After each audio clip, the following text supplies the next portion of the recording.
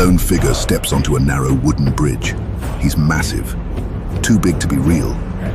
The kind of man you hear about in war stories, not see with your own eyes. The timber creaks beneath him.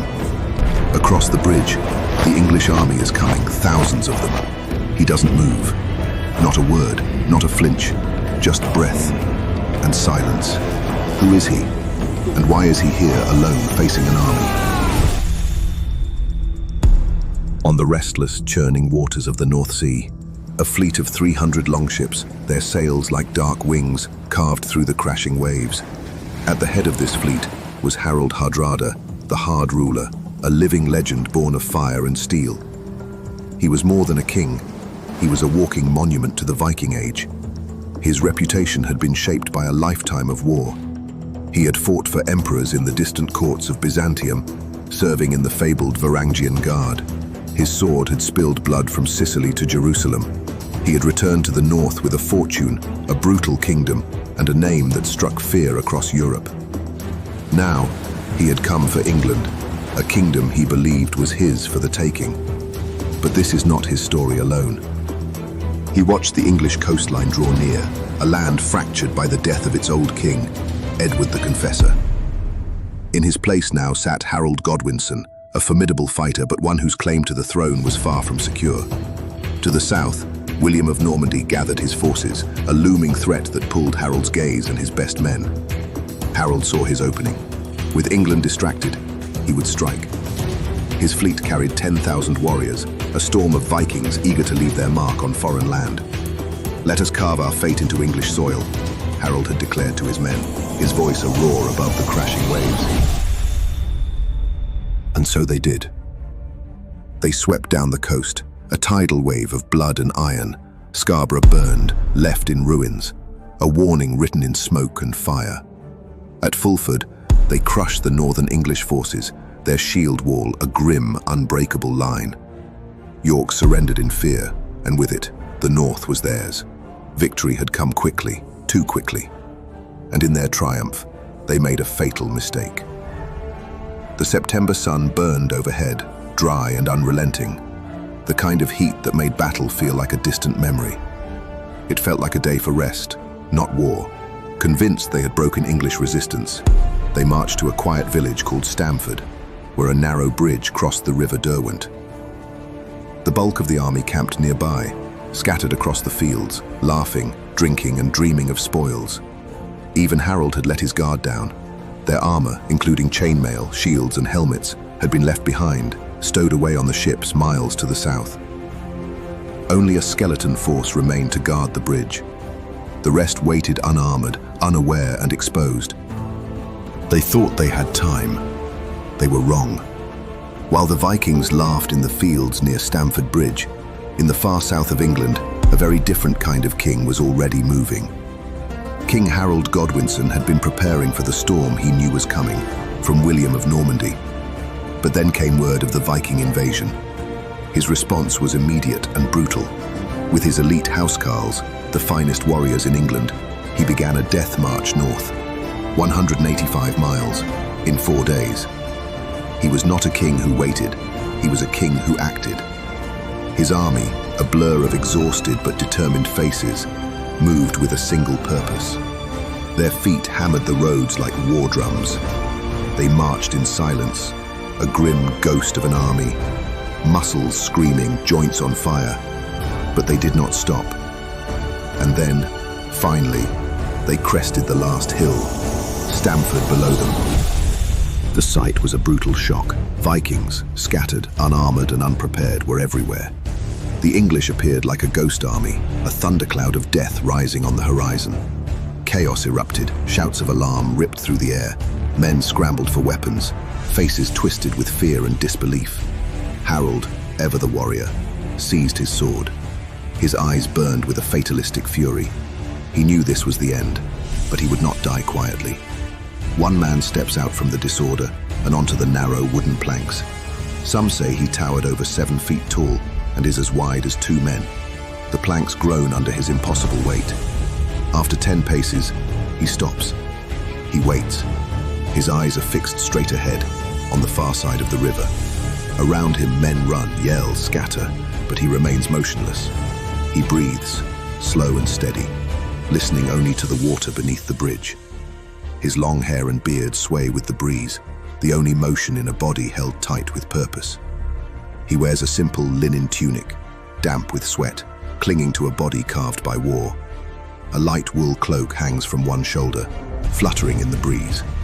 Then, in one fluid motion, he casts it aside, revealing a massive two-handed axe.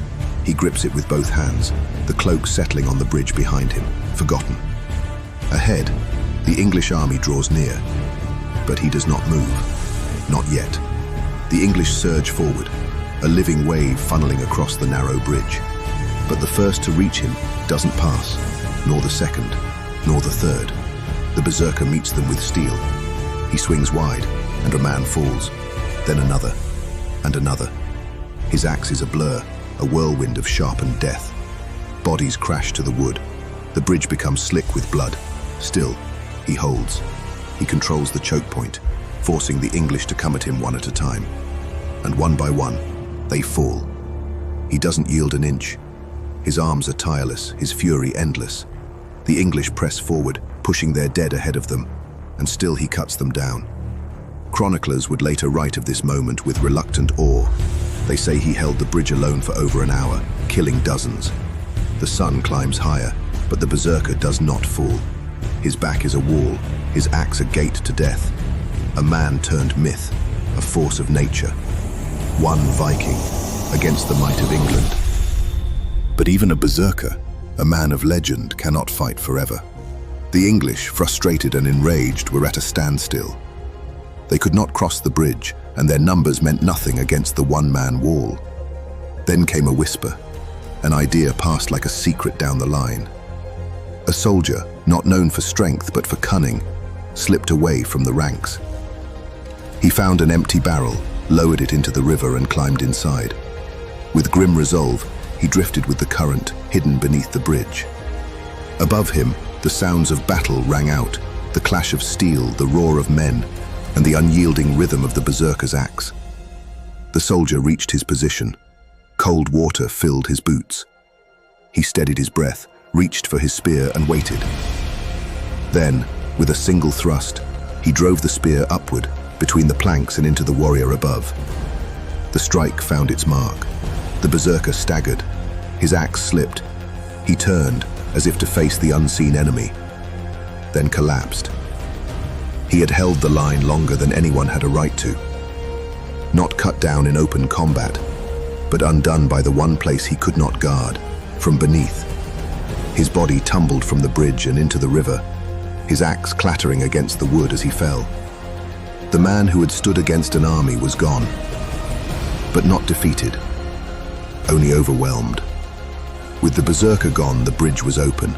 The English flooded across, a wave of steel and fury. They stormed the Viking camp, their momentum unstoppable, their rage sharpened by the hour they had been held back. Harold, the hard ruler, the great warrior of the north, fought at the heart of it all. He fought like a man born for war. No crown, no throne, just a sword in his hand and fire in his eyes. He did not flee, he did not surrender. He was a king, and he died as one, cutting men down until an English arrow pierced his throat and he fell. The battle was over. The Viking army lay in ruin, their dreams of conquest turned to ash. The fields were soaked with blood, littered with the bodies of the fallen. Of the 300 ships that had once blackened the horizon, only 24 returned to Norway. The rest were silent now, broken and empty, like the ambition that had brought them here. Stamford Bridge, a small, insignificant crossing on a forgotten river, marked the end of an era. It was the final, bloody chapter of the Viking Age, the last great gasp of a warrior culture that had terrorized Europe for centuries. The berserker's stand, a fleeting moment of impossible heroism, did not change the course of history. It did not save his king. It did not win the battle, but it carved a place within it. His name, nearly lost to time, endures as a symbol of the Viking spirit, a spirit of defiance, raw courage, and grim, fatalistic resolve. But the price of this victory was steep. King Harold Godwinson, exhausted and triumphant, was given no time to rest. He turned his army south once more, his men weary, wounded, and stretched thin, to face a second invasion. At Hastings, just weeks later, he would fight his final battle, and he would fall, just like the berserker on the bridge. If you enjoyed this story, please like the video. It helps us immensely. To explore more stories like this one, click the video on screen now and subscribe to walk with us into the next forgotten tale.